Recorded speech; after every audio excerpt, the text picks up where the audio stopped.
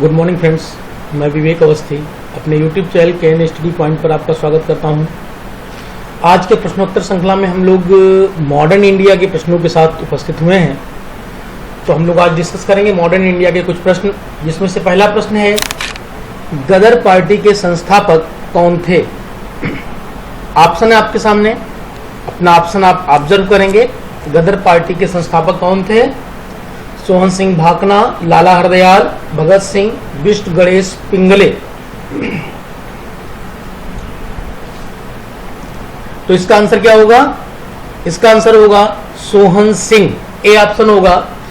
Mostly आप जब किताब क्वेश्चन पढ़ते हो तो वहां पर आपको आंसर मिलता है सोहन सिंह। गदर पार्टी के संस्थापक सोहन सिंह, इनका नाम था सोहन सिंह भाकना। देखो, गदर पार्टी इसलिए महत्वपूर्ण है क्योंकि स्वतंत्रता संग्राम में यह एक ऐसी पार्टी है जिसकी स्थापना भारत में नहीं हुई, जो भारतीय स्वतंत्रता संग्राम से संबंधित है, परंतु इसकी स्थापना भारत में नहीं हुई।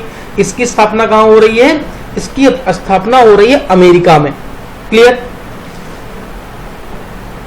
जो इसका हेडक्वार्टर है, जो इसका मुख्यालय है, युगांतर आश्रम, गदर पार्टी के मुख्यालय का नाम है युगांतर आश्रम। ये अमेरिका के सैन फ्रांसिस्को में है।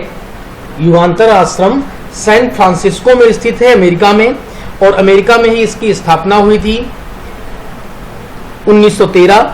सोहन सिंह भाकना, अमेरिका और कनाडा के रहने वाले भारतीयों द्वारा इसकी स्थापना की गई थी। इसका उद्देश्य था भारत में गणराज्य की स्थापना करना। हिंदुस्तान गदर, देखो एक बात और क्वेश्चन यहां पर यह भी पुटअप होता है कि गदर पार्टी, या ये पूछ लिया जाए हिंदुस्तान गदर पेपर किसके द्वारा चलाया जा रहा था, तो प्रकाशित हो रहा था गदर पार्टी के द्वारा हिंदुस्तान गदर, जो कि उर्दू, पंजाबी और हिंदी में लिखा जा रहा था। सारे विकल्प इन पार्टियों से जुड़े हुए हैं, लेकिन संस्थापक में सोहन सिंह भाकना आएंगे। मंत्री में लाला हरदयाल थे। गदर पार्टी के विदेशी लोगों को एक साथ संयुक्त करना, एक प्लेटफॉर्म पर लाना, स्वतंत्रता संग्राम में प्रमुख योगदान देने में भगत सिंह का योगदान है। लेकिन संस्थापक में सोहन सिंह भाकना। अगर यहां पर बात की जाए कि गदर पार्टी के अफगानिस्तान के नेता कौन थे, क्वेश्चन कई बार पूछा गया है। अफगानिस्तानी नेता गदर पार्टी के, तो वो थे जयमल सिंह ढाका। जयमल सिंह ढाका थे।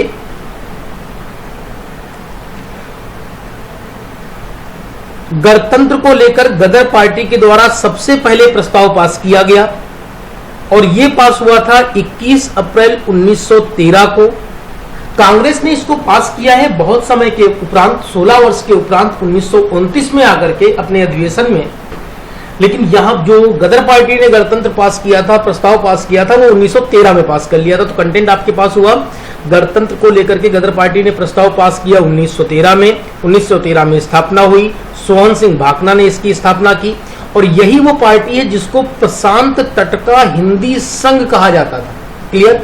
प्रशांत तट का हिंदी संघ कही जाने वाली पार्टी कौन सी है? गदर पार्टी है। क्लियर? नेक्स्ट क्वेश्चन, स्वतंत्र भारत के पहले भारतीय गवर्नर जनरल थे? बहुत ही सिंपल क्वेश्चन होगा। सुरेंद्रनाथ बनर्जी, सी राजगोपालाचारी, बी आर अम्बेडकर, राजेंद्र प्रसाद। क्या आंसर होगा इसका? स्वतंत्र भारत के पहले भारतीय गवर्नर जनरल सी राजगोपालाचारी। 21 जून 1948 से 26 जनवरी 1950 तक भारत के गवर्नर जनरल रहे हैं सी राजगोपालाचारी।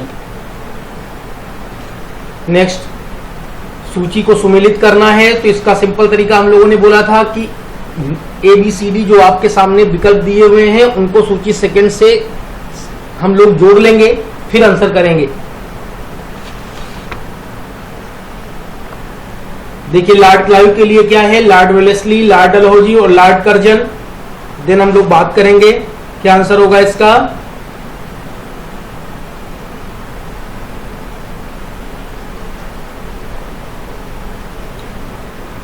मैच किया? देखो, इसका आंसर होगा ऑप्शन बी होगा। क्यों? सबसे पहले लॉर्ड क्लाइव को देखो, तो देखो लॉर्ड क्लाइव 1758 से 1760 तक गवर्नर जनरल रहे, प्रथम गवर्नर जनरल हुए। बंगाल में द्वैध शासन, दोहरे शासन की शुरुआत की। यहां पर एक पॉइंट इंपॉर्टेंट है, द्वैध शासन के जनक अगर कभी पूछ लिया जाए तो आंसर होगा लियो कार्टिस। क्लियर? द्वैध शासन के जनक के रूप में लियो कार्टिस को जाना जाता है, तो आंसर क्या होगा? लियो कार्टिस। और लॉर्ड क्लाइव के गवर्नर जनरल के कार्यकाल में हुआ, तो यहां पर आंसर हमारा क्या होगा? एक का 4। एक्चुअल में हुआ क्या था, यहां पर इलाहाबाद की संधि हुई थी 12 अगस्त 1765 को। क्लियर? और इस संधि के अंतर्गत शाह आलम जो मुगल बादशाह थे, उन्होंने बंगाल, बिहार, उड़ीसा की दीवानी की ताकत कंपनी को दी और अवध के नवाब शुजाउद्दौला से कड़ा मानिकपुर लेकर के कंपनी ने शाह आलम को दे दिया और बंगाल के नवाब को 53 लाख रुपए सालाना देने के साथ निजामत अर्थात वित्त का अधिकार ले लिया। तो निजामत का अर्थ उस समय क्या होता था? वित्त प्रशासन। तो बंगाल का वित्त प्रशासन भी चला गया लॉर्ड क्लाइव। क्लियर? और जो दीवानी थी, दीवानी की प्रक्रिया अर्थात कानूनी, तो वित्त और कानूनी दोनों चली गई। इसलिए द्वैध शासन जो बंगाल के बिहार में था वो Lord Clive. Clear? Okay. Lord Wellesley की अगर बात करें तो लॉर्ड वेलेस्ली के लिए क्या होगा? लॉर्ड वेलेस्ली जो है सहायक संधि, सहायक संधि के लिए जाने जाते हैं। 1798 से 1805 तक रहे। लॉर्ड वेलेस्ली को बंगाल का शेर, बंगाल अपने आप को बंगाल का शेर कहता था। और फोर्ट विलियम कॉलेज, जो चयनित लोग हुए थे उनके शिक्षण के लिए, उनकी ट्रेनिंग के लिए फोर्ट विलियम कॉलेज की स्थापना भी लॉर्ड वेलेस्ली के कार्यकाल में हुई थी। क्लियर? तो इसका आंसर ये लॉर्ड वेलेस्ली किससे है? सहायक संधि से है। अगर लॉर्ड डलहौजी की बात करें तो लॉर्ड डलहौजी बिल्कुल सही है, सी का तीसरा होगा, व्यक्तिगत सिद्धांत। अगर व्यक्तिगत सिद्धांत की बात की जाए तो व्यक्तिगत सिद्धांत अर्थात जो गोद लेने की प्रक्रिया थी, जो गोद लेने की नीति थी, व्यक्तिगत सिद्धांत अर्थात उसको अनैतिक माना गया, उसको अविधिक माना गया, उसको कंपनी ने विधिक मान्यता प्रदान नहीं की। क्लियर? तो लॉर्ड डलहौजी का जो डॉक्ट्राइन ऑफ लैप्स था, क्योंकि लॉर्ड डलहौजी बहुत बड़ा साम्राज्यवादी व्यक्तित्व का व्यक्ति था, तो इसने विलय की नीति को अपनाया, जिसके अंतर्गत इसने पंजाब का विलय किया, बर्मा का विलय किया। ये दोनों युद्ध से थे। व्यक्तिगत सिद्धांत के अंतर्गत झांसी, सतारा, नागपुर का विलय किया। तो लॉर्ड डलहौजी के लिए व्यक्तिगत सिद्धांत। लॉर्ड कर्जन की बात करें तो लॉर्ड कर्जन के लिए क्या होगा? भारतीय विश्वविद्यालय आयोग। क्लियर? भारतीय विश्वविद्यालय आयोग। लॉर्ड कर्जन 1899 से 1905 तक रहे और यूजीसी यूनिवर्सिटी ग्रांट कमीशन की स्थापना 1902 में हुई। तो ये यहां क्या हुआ? Lord Curzon. तो आंसर क्या हो गया? B. Clear? Next question, national council of education की स्थापना कब हुई? नेशनल काउंसिल ऑफ एजुकेशन, क्या आंसर होगा इसका? ऑप्शन ए होगा, 15 अगस्त 1906 को हुई थी। तो 1906 बंगाल में बंगाल के राष्ट्रवादियों के द्वारा इसकी स्थापना की गई थी, national council of education. Next question, निम्नलिखित स्थानों में 1857 के विद्रोह के अनुसार स्थानों का सही क्रम लगाइए। देखो 1857 बहुत ही इंपॉर्टेंट फैक्ट है और इससे बहुत क्वेश्चन पुटअप होते हैं। यहां पर ऑप्शन क्या होगा? देखो कहां पर किस क्रम में विद्रोह हुआ है, किस क्रम में क्रांति उठी है, पहले कहां उठी, लखनऊ या इलाहाबाद या कानपुर, फिर उसके बाद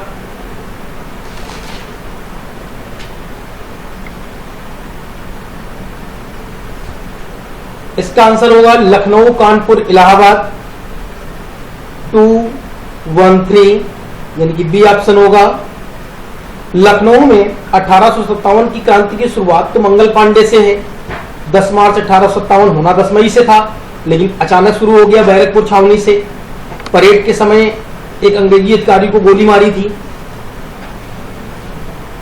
30 मई को लखनऊ में वाजिद अली शाह के पुत्र विरजिस कद्र को नवाब घोषित किया गया। विरजिस कद्र उस समय नाबालिग थे। इनका संरक्षक चुना गया हजरत महल को। हजरत महल माताजी थी इनकी। इसको नियंत्रित करने के लिए, लखनऊ के विद्रोह को दबाने के लिए अंग्रेजों की सेना से आउटक्रम और हेवलेट के नेतृत्व में आए, लेकिन वो असफल रहे। फिर कैंपेबल गोरखा सेना की सहायता से कैंपेबल ने लखनऊ पर अपना कब्जा किया, अधिकार किया और वहां के क्रांति को, विद्रोह को दमन किया। क्लियर। 30 मई के बाद कानपुर 4 जून 1857, कानपुर में क्रांति किस समय उभरी? 4 जून 1857। 6 जून को नाना साहब ने इसका नेतृत्व अपने हाथों में लिया और फाइनली अंग्रेज सेनापति नील ने इसका दमन किया और कानपुर पर अपना कब्जा कर लिया 16 जुलाई को। इलाहाबाद की अगर बात करें तो इलाहाबाद में 6 जून 1857 को इलाहाबाद में लियाकत अली ने नेतृत्व किया और यहां पर भी नील के नेतृत्व में अंग्रेजी सेना ने इस पर कब्जा किया और इसके विद्रोह को दबा दिया। ठीक है, तो आंसर क्या होगा यहां पर? बी, लखनऊ, कानपुर, इलाहाबाद। मुस्लिम लीग की स्थापना कब हुई थी? मुस्लिम लीग की स्थापना 30 दिसंबर 1906 में हुई थी। मुस्लिम लीग की स्थापना 30 दिसंबर 1906 में हुई थी। सर आगा खान प्रथम अध्यक्ष थे और इसकी स्थापना ढाका, बांग्लादेश में की गई थी। और इस मुस्लिम लीग के जो लंदन में नेता थे वो सैयद अमीर अली थे और मुस्लिम लीग का कार्यालय अलीगढ़ में खोला गया था। ब्रिटेन द्वारा अपने उपनिवेशों में वर्ष 1932 में अपनाई गई साम्राज्यिक अधिमान्यताओं की नीति को यह कहा जाता है। इनमें से कौन सी चीज है जिसको साम्राज्यिक अधिमान्यताओं की नीति कहा जाता है, जो अपनाई गई 1932 में? हांगकांग समझौता, लंदन समझौता, ओटावा समझौता, पेरिस समझौता। क्या ऑप्शन होगा इसका? इसका आंसर होगा सी, ओटावा समझौता। देखो, ओटावा एक कैपिटल प्लेस है कनाडा का। राष्ट्र के राष्ट्रमंडलों की मीटिंग थी। ग्रेट डिप्रेशन ईयर के बाद 1929 में जो महान मंदी थी, उस मंदी के बाद साम्राज्य को स्थापित करने और साम्राज्यवाद की नीतियों को लागू करने के लिए राष्ट्रमंडल के साथ जो बैठक की गई थी, जो एक एग्रीमेंट हुआ था, 21 जुलाई से 20 अगस्त 1932 तक ये मीटिंग चली थी और इस पर कॉमनवेल्थ फॉक्स की स्थापना की गई थी। क्लियर? यही है साम्राज्यिक अधिमान्यता। तो साम्राज्यिक अधिमान्यता नीति को क्या कहते हैं? ओटावा समझौता। नेक्स्ट, बारदौली सत्याग्रह के नेता कौन थे? देखो, बारदौली सत्याग्रह, बारदौली गुजरात में है। क्लियर? और ऑप्शन आपने इसका चूज किया, ऑब्जर्व किया, कौन सा होगा? बिल्कुल आचार्य वल्लभ भाई पटेल, सी ऑप्शन होगा इसका, आचार्य वल्लभ भाई पटेल। बारदौली गुजरात में है और ये एक किसान आंदोलन था। लगान की दर बढ़ाने के कारण अंग्रेजों ने लगान 22% कर दिया था, जिसके कारण इसका विरोध हो रहा था और उस विरोध के विरोध का जो विद्रोह था, जो विरोध किया था किसानों ने, उसका नेतृत्व कर रहे थे वल्लभ भाई पटेल। उस विरोध के दबाव स्वरूप न्यायिक समीक्षा की गई और 22% के लगान को कम करके 6.03% तक किया गया। इस सफलता से अभिभूत होकर वहां की स्त्रियों ने वल्लभ भाई पटेल को सरदार की उपाधि दी। तो यहां पर क्वेश्चन आपके सामने दो होते हैं। बारदौली सत्याग्रह कहां पर हुआ? गुजरात में हुआ। किससे संबंधित था? तो किसान आंदोलन था, लगान के विरोध में स्थापित हुआ। नेतृत्व किसने किया? वल्लभ भाई पटेल जी ने किया। और आचार्य वल्लभ भाई पटेल को सरदार की उपाधि किस सत्याग्रह में मिली? तो बारदौली सत्याग्रह में मिली। क्लियर? नेक्स्ट क्वेश्चन, करो या मरो का संबंध किस आंदोलन से है? देखो, डू एंड डाई, करो या मरो का संबंध। करो या मरो का संबंध किससे होगा? आंसर होगा डी, भारत छोड़ो आंदोलन 1942 में शुरू हुआ था भारत छोड़ो आंदोलन। उसी में नारा दिया गया था करो या मरो का। Clear? Next question, Gandhi Irwin समझौता हुआ था कब हुआ था गांधी इरविन समझौता? आंसर क्या होगा देखो, गांधी इरविन समझौता हुआ था 1931। 5 मार्च 1931 को एक समझौता हुआ था, उस समझौते को गांधी इरविन समझौता कहा जाता है। ऑप्शन यहां होगा आपका बी। देखो, प्रथम गोलमेज सम्मेलन में अंग्रेज ये जान चुके थे कि कांग्रेस को विश्वास में लिए बिना किसी भी नियम को लागू करना संभव नहीं होगा। इसीलिए द्वितीय गोलमेज सम्मेलन के पहले 5 मार्च 1931 को गांधी इरविन समझौता हुआ और यह एक राजनैतिक समझौता था। यह एक राजनैतिक समझौता था और इतिहास में इसका महत्व इसलिए है क्योंकि यह पहली बार समानता के आधार पर किया गया था।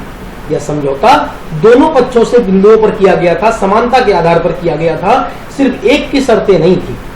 लॉर्ड इरविन ने गांधी जी की शर्तों को माना, हिंसा को छोड़कर जितने बंदी बनाए गए थे उनको छोड़ना, हिंसा आरोपियों को छोड़कर जितने बंदी राजनीतिक बंदी थे उनको रिहा करना, समुद्र किनारे नमक बनाने की अनुमति मिलना, जो पद त्यागे गए थे सत्याग्रह या विद्रोह के दौरान, हिंसा में नहीं अहिंसा में, उन पदों पर पुनः वापसी, जब्त संपत्ति वापस करना, ये सारी शर्तें इरविन ने मानी और गांधी जी ने मानी कि सबने अवज्ञा आंदोलन वापस लिया जाएगा, गोलमेज सम्मेलन में कांग्रेस शामिल होगी और जो विदेशी या ब्रिटिश चीजों का बहिष्कार था उसको खत्म किया जाएगा। यह समझौता था आपका गांधी इरविन समझौता। क्लियर? नेक्स्ट क्वेश्चन, स्वतंत्र भारत की पहली कैबिनेट में से कौन बड़े धार्मिक परिवर्तन के लिए जिम्मेदार था? स्वतंत्र भारत की पहली कैबिनेट में बड़े धार्मिक परिवर्तन के लिए कौन जिम्मेदार था? तो डॉक्टर भीमराव अंबेडकर आंसर होगा डी, डॉक्टर भीमराव अंबेडकर, जो कि संविधान सभा के प्रारूप समिति के अध्यक्ष थे। क्लियर? नेक्स्ट, महात्मा गांधी को सत्याग्रह के दौरान पहली बार कब गिरफ्तार किया गया? महात्मा गांधी को पहली बार कब गिरफ्तार किया जा रहा है? यहां पर याद रखना, पहली बार दिया हुआ है, इससे मतलब नहीं है कि भारत में या भारत के बाहर। आंसर क्या होगा? इसका ऑप्शन होगा ए, 1908। दक्षिण अफ्रीका में 10 जनवरी 1908 को पहली बार गांधी जी को गिरफ्तार किया गया। हां, अगर यहां पर होता कि भारत में, तो आंसर होगा 10 अप्रैल 1919। 10 अप्रैल 1919 को रोलेट एक्ट के विरोध के लिए पंजाब जाते समय पलवल स्टेशन, हरियाणा में पड़ता है पलवल स्टेशन, वहां पर इनको गिरफ्तार किया गया और मुंबई ले जाकर छोड़ दिया गया। तो भारत में पहली गिरफ्तारी 1919 और वैसे पहली गिरफ्तारी अगर उनकी जिंदगी की, जीवन की, तो 1908। क्लियर? 1917 में चंपारण में भी इनको पकड़ा गया था लेकिन गिरफ्तार नहीं किया गया था, इनको जिला बदर कर दिया गया था। क्लियर? नेक्स्ट क्वेश्चन, साल बाई का संबंध निम्न में से किससे है? साल बाई का संबंध किससे है? देखो, प्रथम आंग्ल मैसूर युद्ध, प्रथम आंग्ल मराठा युद्ध, द्वितीय आंग्ल मराठा युद्ध या द्वितीय आंग्ल मैसूर युद्ध? आंसर होगा, ऑप्शन होगा बी, प्रथम आंग्ल मराठा युद्ध। क्लियर? सालबाई संधि हुई थी, जो सालबाई का संबंध है वो हुआ है प्रथम आंग्ल मराठा युद्ध। इसमें मराठों से सालसेट और भरूच कंपनी को दे दिए गए थे। क्लियर? सालसेट और भरूच कंपनी ने ले लिए थे सालबाई में, और ये प्रथम आंग्ल मराठा युद्ध का है।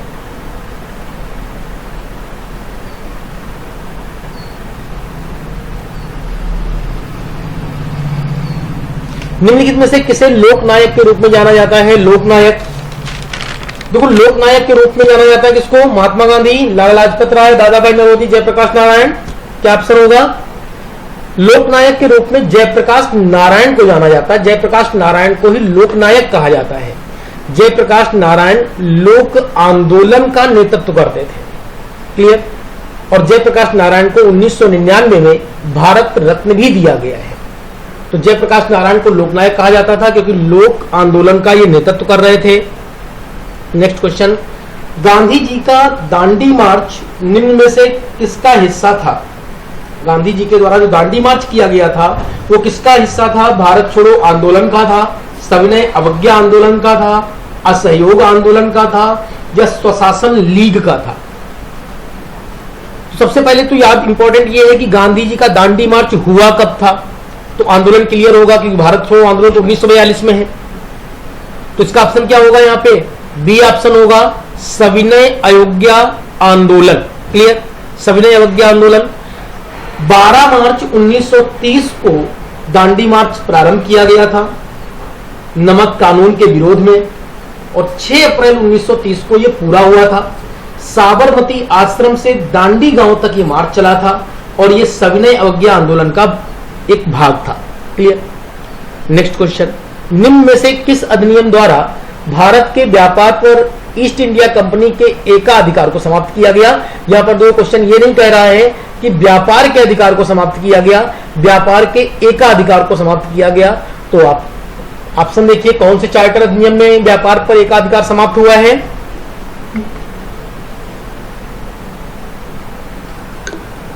आंसर होगा इसका चार्टर अधिनियम 1813।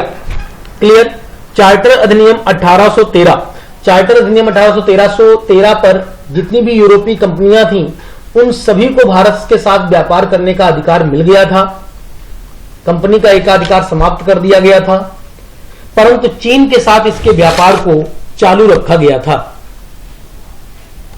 नेक्स्ट क्वेश्चन, मनुष्यों के अधिकार का घोषणा पत्र किससे संबंधित है? तो देखो, मनुष्यों के अधिकार का घोषणा पत्र इंग्लैंड की क्रांति से, फ्रांसीसी क्रांति से, रूस की क्रांति से, या अमेरिका का स्वाधीनता संग्राम से किससे संबंधित है? कौन सा ऑप्शन होगा? आंसर होगा यहां पर बी, फ्रांसीसी क्रांति। 1789 में फ्रांसीसी क्रांति हुई थी, जिससे कि भारतीय संविधान में शब्द भी लिया गया, समानता, स्वतंत्रता और भाईचारा। समानता, स्वतंत्रता, भाईचारे का जो नारा है वो फ्रांसीसी क्रांति की देन है। यह मनुष्यों के अधिकार का घोषणा पत्र था जो कि फ्रांसीसी क्रांति से संबंधित है। नेक्स्ट, भारत का पहला अंग्रेजी समाचार पत्र किसने शुरू किया? Bal Gangadhar Tilak, Raja Ram Mohan Roy, J A. Hicky, lord William Bentinck. क्या ऑप्शन होगा? आंसर होगा C, J A. Hicky. James August Hicky 1780 में कोलकाता से पहला इंग्लिश पेपर शुरू हुआ, Hicky Bengal gazette. Clear, Hicky Bengal gazette. Next question, 1935 के चुनाव के बाद 11 में से केवल 2 प्रांतों में गैर कांग्रेसी मंत्री थे। कौन से वो प्रांत होंगे? देखो, 1935 भारत शासन अधिनियम 1935 के बाद 1937 में चुनाव हुआ है। क्लियर, उस चुनाव की बात हो रही है। तो यहां पर आप बताइए, आप अपना ऑप्शन चूज कीजिए। पंजाब केरल, बंगाल असम, असम केरल, बंगाल पंजाब। क्या आंसर होगा? आंसर होगा ऑप्शन डी, बंगाल और पंजाब। बंगाल और पंजाब क्यों? प्रांतीय चुनाव जो 1937 में हुए उसमें कांग्रेस को अधिकांश सीटें मिली। 1585 में से 711 कांग्रेस के पास थी, लेकिन फिर भी बंगाल में एक पार्टी थी, कृषक प्रजा पार्टी। कृषक प्रजा पार्टी जिसकी स्थापना फजहुल हक ने की थी, और पंजाब की पार्टी थी यूनियनिस्ट पार्टी जिसकी स्थापना अफसर हुसैन ने की थी। ये 2 ऐसे प्रांत थे जहां पर गैर कांग्रेसी मंत्री थे। क्लियर।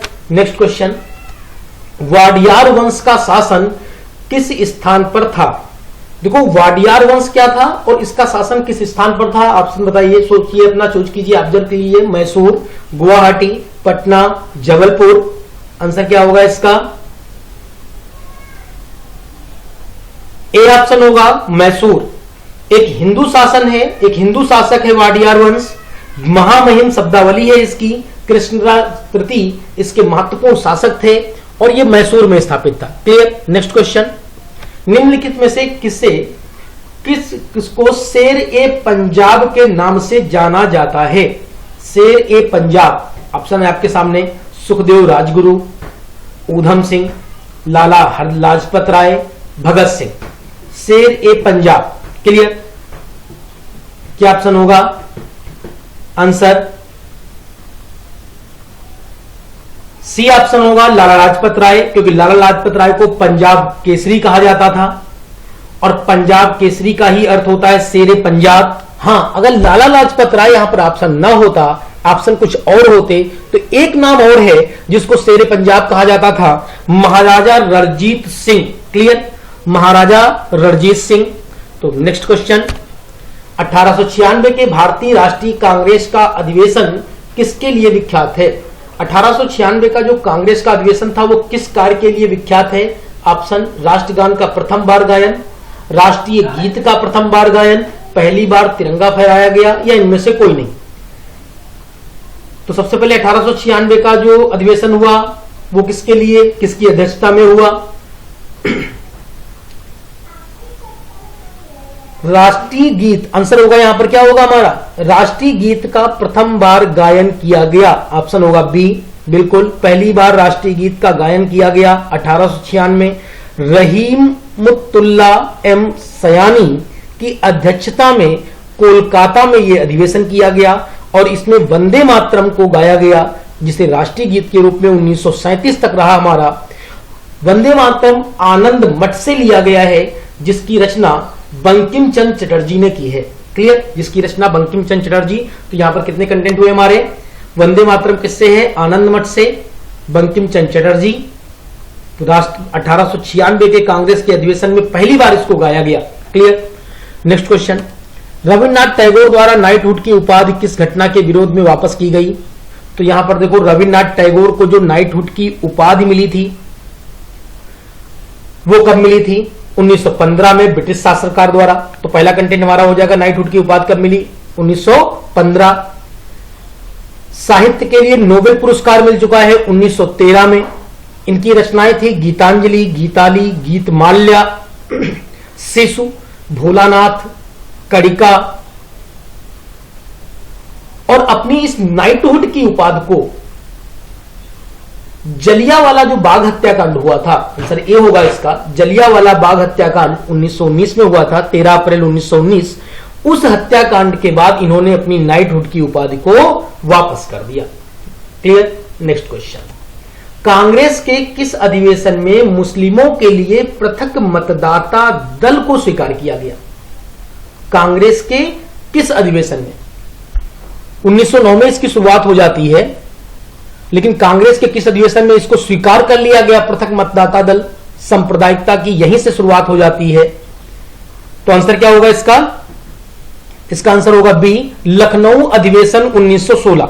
लखनऊ अधिवेशन 1916 जो कांग्रेस का था, उसकी अध्यक्षता अंबिका प्रसाद मजूमदार जी ने की थी। उसी समय मुस्लिम प्रतिनिधित्व के लिए पृथक मतदाता दल को स्वीकार कर लिया गया था। क्लियर। नेक्स्ट क्वेश्चन, भारत में प्रथम यूरोपीय बस्ती किस स्थान पर बसाई गई? तो देखो, भारत में प्रथम यूरोपीय बस्ती बसाई गई थी केरल में। आंसर क्या होगा इसका? कोच्चि। बिल्कुल कोच्चि होगा। केरल के एर्नाकुलम जिले में कोच्चि है।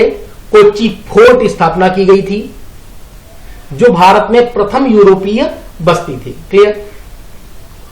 इसी के साथ थैंक यू क्लास चैनल को लाइक, सब्सक्राइब और शेयर जरूर करें। नेक्स्ट वीडियो के साथ मिलते हैं जल्दी।